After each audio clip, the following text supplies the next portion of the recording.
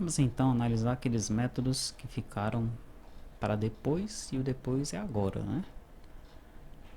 Primeiro deles, action salvar. O que acontece na action salvar? Primeira coisa, a gente confere os valores. Como assim conferir os valores? Quando o usuário ele gera as parcelas, né, é possível que ele altere os valores das parcelas, tá? Por exemplo, você está dividindo lá R$ 101. Vamos colocar uma coisa mais fácil. R$ 11 por 2. Tá? R$ 11 em duas parcelas. Vai ficar 10 e 5, vai ficar 5,50 para cada parcela. Né? Esse exemplo não foi muito legal, mas tudo bem. Vou abrir aqui uma calculadora para a gente visualizar melhor. Tá, 11 dividido por 2, 5,50. 11 dividido por 3, tá, agora ficou mais legal. Dá 3,66 para cada, tá? Pô, aí o cliente fala, pô, mas deixa assim, ó, deixa 3,50 e o restante na última parcela. Aí você, tudo bem.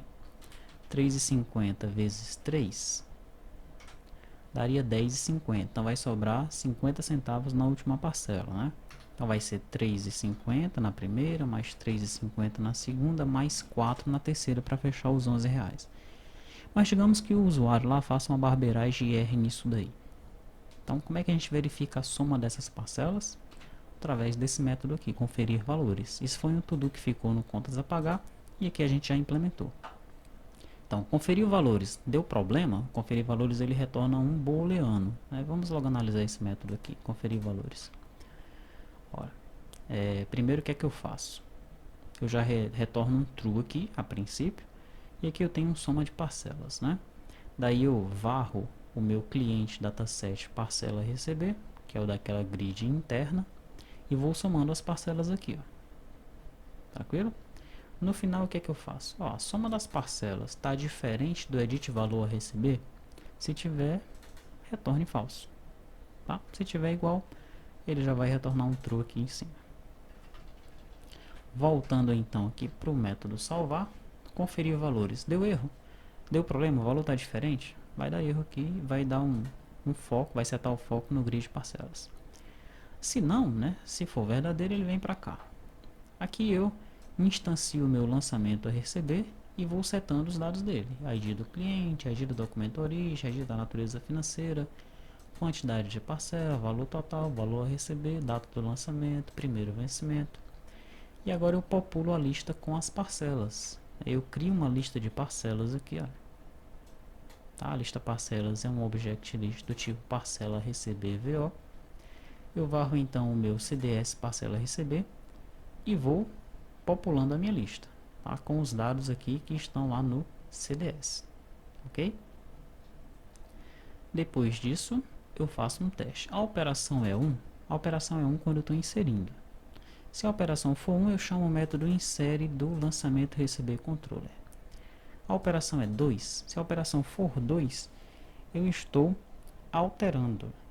Se eu estiver alterando, o que é que eu faço? Eu pego o ID do lançamento a receber, de acordo com o ID que eu selecionei anteriormente. Guardo um bookmark da minha grid, isso aqui a gente já viu em módulos anteriores. E chamo o método altera do receber controller, passando o lançamento, a lista de parcelas, o filtro e a página, para isso depois ser carregado, tá? Bom, tem uma coisa interessante aqui que é esse persist. O persist ele foi criado aqui nas parcelas. Aqui, ó. Tá? Apenas para a gente saber se nós devemos persistir ou não essas parcelas. Quando eu clico em inserir, quando eu gero as parcelas, a gente vai ver isso posteriormente, esse persist ele sempre fica como sim. Tranquilo? Já quando eu carrego as parcelas, esse persist ele sempre fica como não. Lembra lá do método alterar? O alterar está um pouquinho aqui em cima, né? Alterar. Quem é que eu chamo? Eu chamo o parcela receber controller consulta, né? Já quando eu carrego a grid, veja que eu ponho aqui no boleto um X e no PC está um sim. Aqui está errado. Por quê?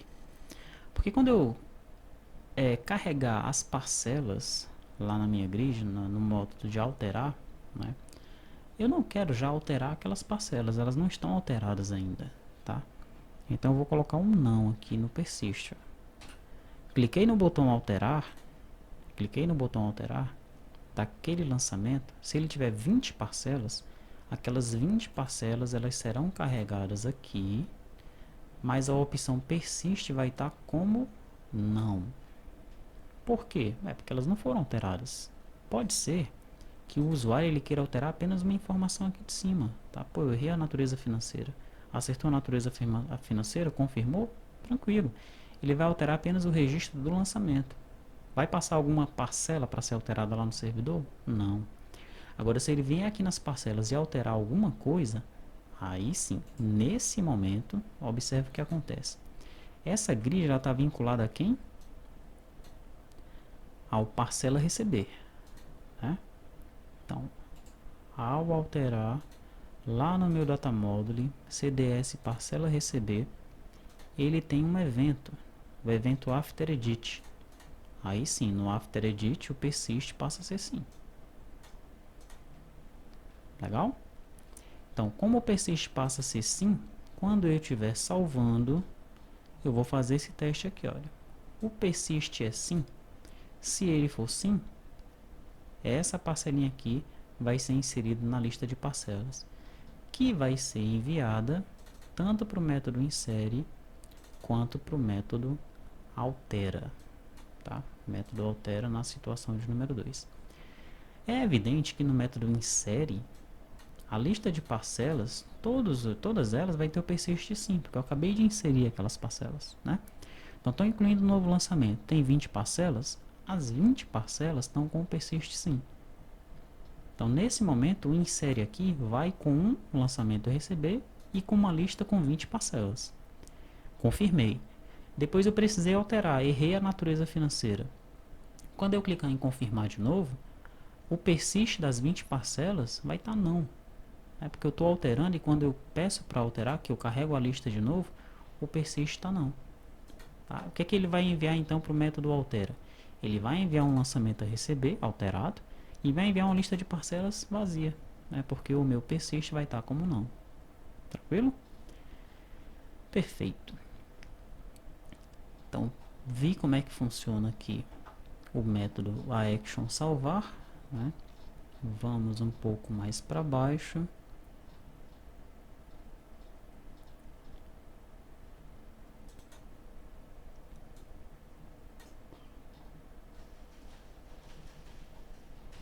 Aqui, gerar parcelas, né? Quando o usuário ele clicar no botão gerar parcelas, vai acontecer o seguinte. Primeiro nós temos um i aqui, é um laço que eu vou varrer aí, enquanto não chegar na quantidade de parcelas, para eu gerar então as parcelas, né? Eu tenho um vencimento, tenho a soma de parcelas e um resíduo, tá? Primeiro que eu faço, eu limpo o dataset do parcela receber. Depois, se o edit quantidade de parcelas for menor ou igual a zero, eu coloco 1, porque tem que ter pelo menos uma parcela, tá? Se a data do primeiro vencimento for vazia, eu preencho com a data de hoje. Vencimento é a data do edit primeiro vencimento. E aqui eu começo, olha.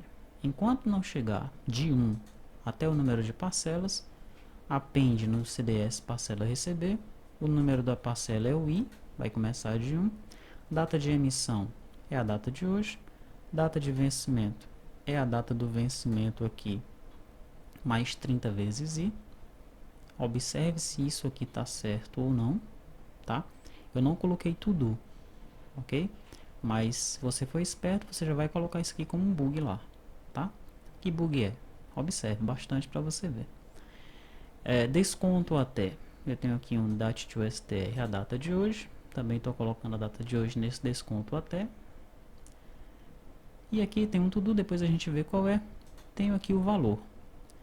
O valor, eu estou utilizando aqui uma função arredonda trunca valor. O que é que faz essa função arredonda trunca valor? Ela está dentro da biblioteca. A redonda trunca valor, ela faz o seguinte, ela recebe uma operação que pode ser A ou T. Se for A, ela vai utilizar o Simple Round To. Esse método aqui ele serve para arredondar um valor. Ele recebe o valor e recebe as casas decimais. Vezes menos 1, o que é isso? Quando o valor for positivo, você deve informar as casas decimais com um número negativo. Quando o valor for negativo, você deve informar as casas decimais com um número positivo. Legal? Nesse meu caso aqui, eu estou supondo que o valor sempre será positivo. Por isso que eu estou informando as casas decimais com número negativo. E as casas decimais, elas vêm aqui, ó, em casas, tá? Perfeito. Então, eu estou enviando aqui um A, porque eu quero arredondar. Estou dividindo o valor a receber pela quantidade de parcelas, que vai ser o valor daquela parcela.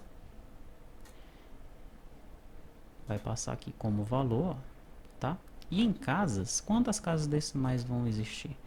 Eu estou enviando um valor que está lá em constantes, decimais valor. Vamos observar isso aqui. Então, na unit constantes, né, eu tenho uma constante quantidade por página, tá? É uma constante padrão do Delphi. E eu tenho duas constantes tipadas. O que é que são isso? Observe que essa constante quantidade por página, qual é o tipo dela? É string, é integer, é double? Não tem. Ela é uma constante mesmo, padrão, tá? Já essa constante aqui, decimais quantidades, ela é do tipo inteiro, é uma constante tipada, do tipo inteiro. E eu já seto um valor para ela, 3. Decimais valor, eu seto um valor para ela, 2.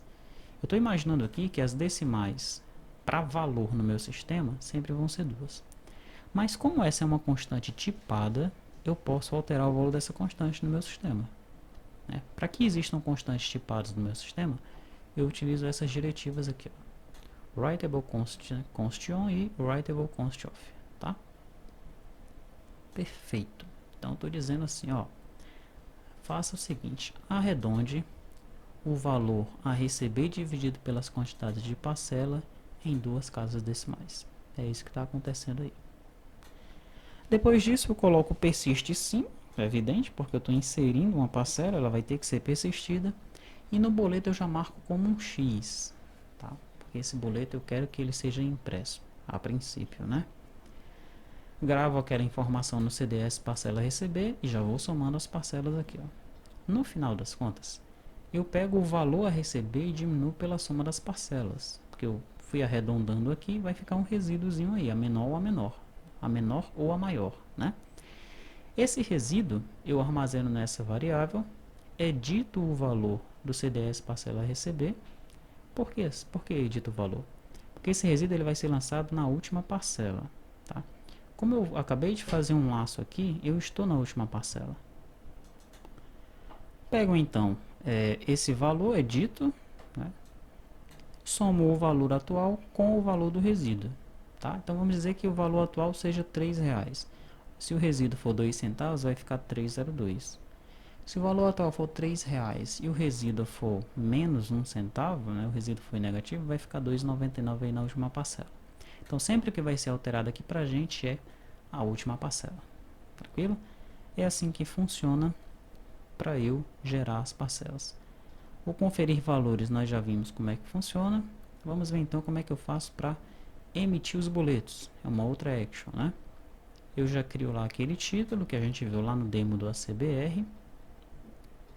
E aqui eu faço o seguinte, olha, limpo a lista de boletos do ACBR boleto, tá?